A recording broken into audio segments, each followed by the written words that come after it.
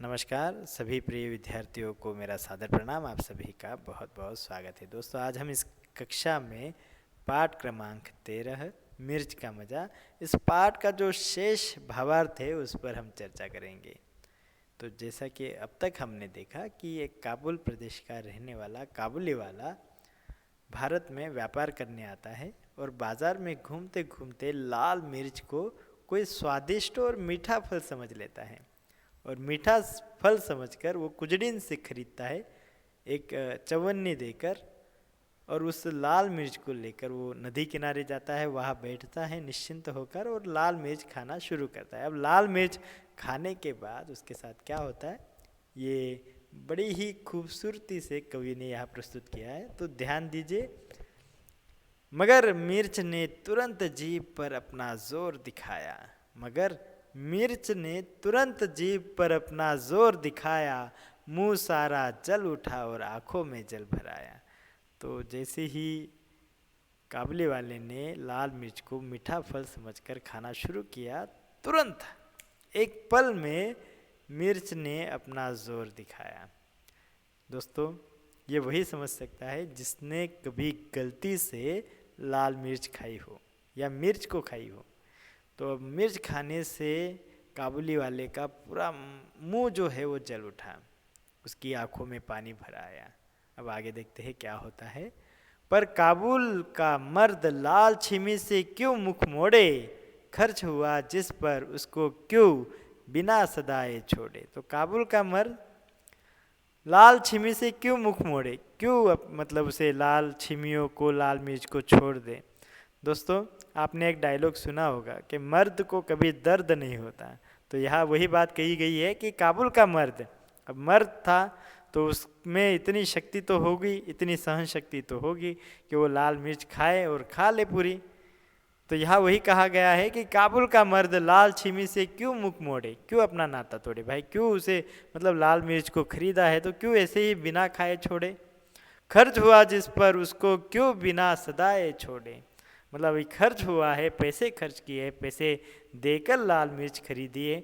मान लो अगर मुफ्त में मिली होती तो शायद काबुली वाला उसे छोड़ देता, पर अब पैसे खर्च हो चुके हैं लाल मिर्च पर और पैसे तो मिलने से रहे, तो अब इस तरह से तो लाल मिर्च नहीं छोड़ सकते। तो पैसे खर्च हुए हैं तो पूरे वसूल भी होने चाहिए। यही सोचकर काबुली वाला जो है वो लाल मिर्च को खाए जा रहा था, खाए जा रहा था। आंखें पोंछते, दांत पीसते, रोते और रिसियाते, वह खाता ही रहा मिर्च की छमी को सिसियाते। तो वो कभी आँख पोंछता था, कभी सिसियाता था, कभी दांत पीसता था। जैसे हम करते हैं ना, अगर बहुत तीखा खा लेते हैं तो हम करते हैं इस तरह से। बहुत तीखा था, आंखों में पानी भर आया था, तो कभी अपनी आंखें पोंछता, कभी दांतों को पीसता, कभी सिसियाता, और इसी तरह वो लाल मिर्च को खाता जा रहा था। इतनी तकलीफ होने के बाद भी लाल मिर्च को नहीं छोड़ रहा था। उसी वक्त देखिए आगे क्या होता है। इतने में आ गया इधर से, इतने में आ गया उधर से कोई एक सिपाही, बोला बेवकूफ क्या खाकर यो कर रहा है तबाही। अरे भाई, उसी वक्त, उसी समय, उसी पल वहाँ एक दारोगा आ गए, एक सिपाही आ गए, और ने जब देखा कि ये काबुली वाला लाल मिर्च खा रहा है, इतनी सारी तकलीफ हो रही है उसे, आंखों से पानी निकल रहा है, आंखों से क्या नाक से भी पानी बह रहा होगा, मुंह जल गया है, सिसिया रहा है, फिर भी लाल मिर्च खाया जा रहा है।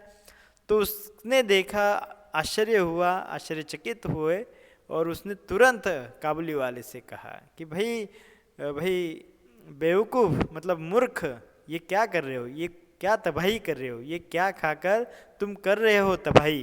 मतलब दिख नहीं रहा है कि ये लाल मिर्च है, तीखी है, इससे आपका मुंह जल गया है, फिर भी खा रहे हो। अब इस पर देखिए काबुली वाले का जवाब देखिए, बहुत ही शानदार जवाब वो देता है। वो कहता है, कहा काबुली ने, मैं हूँ आदमी न ऐसा वैसा, जा तो अपनी राह सिपाही, मैं खाता हूँ पैसा। तो काबुली वाले के माध्यम से कवि ने आज के व्यक्ति का चरित्र यहाँ पर चित्रण किया है। काबुली वाला कहता है उसे कि मैं हूँ आदमी ना ऐसा वैसा। भाई मैं आदमी हूँ, और मैं आदमी ये पुरुष जाति, ये आदमी जाति जो है ना, वो ऐसे वैसे नहीं है। जा तो अपनी राह सिपाही, मैं खाता हूँ पैसा। तो भाई आज के जीवन में जो लोग हैं, आप देखिए बहुत स्वार्थी हो चुके हैं, बहुत ही मतलबी हो चुके हैं। लोग आज पैसों के लिए कुछ भी कर सकते हैं, किसी भी हद तक जा सकते हैं। अपनों को, परायों को, किसी को भी धोखा दे सकते हैं, छल, किसी के साथ भी छल कर सकते हैं। तो पैसा ही सब कुछ हो चुका है आज। जो चीज़ें हैं वही महत्वपूर्ण हो चुके हैं। आज लोग रिश्तों से ज़्यादा पैसों को अहमियत दे रहे हैं। और यही बात कवि ने उस समय रखी थी अपनी कविता के माध्यम से। इसलिए ये कविता मुझे बहुत पसंद है। इस कविता से कवि ने व्यक्ति कितना स्वार्थी है ये बहुत खूबसूरती से दिखाया है दोस्तों। तो इस कविता से हम यही सीख लेंगे कि पैसे जो है वो आते रहेंगे, जाते रहेंगे। सबसे महत्वपूर्ण और सबसे अच्छी बात है प्रेम। प्यार बांटिए, अपनापन बांटिए, गरीब हो, पैसे वाला हो, सबसे अच्छा रिश्ता निभाइए। तो मुझे आशा है कि इस कविता से आपको बहुत अच्छी सीख मिली होगी और इस कविता का भावार्थ आपको समझ में आया होगा। तो चलिए दोस्तों, यहाँ मैं आप सभी से विदा लेता हूँ। बहुत बहुत शुक्रिया, धन्यवाद।